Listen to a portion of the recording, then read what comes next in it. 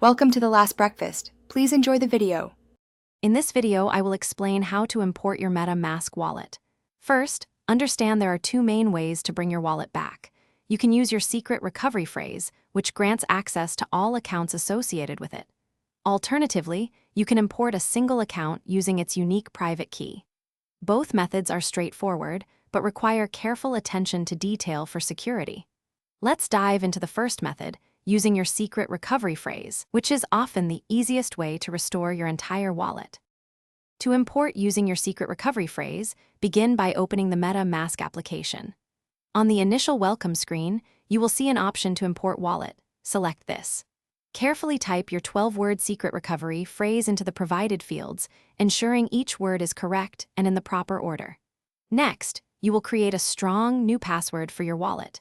Confirm this password, then click Import to finalize the process and regain access to all your accounts. If you only need to import a single account, you can use its private key.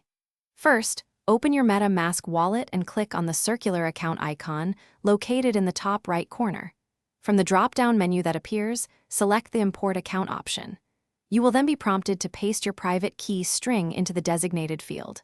After pasting, simply click Import to add that specific account to your existing MetaMask wallet, making it accessible alongside your other accounts. Security is paramount when managing your crypto assets.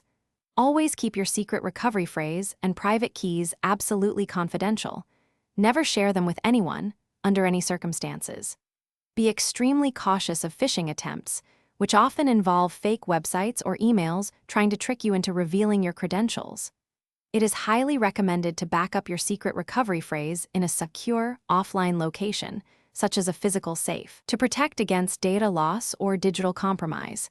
Stay vigilant and protect your investments. Thanks for watching. If this was helpful, leave a like and consider subscribing. See you next time.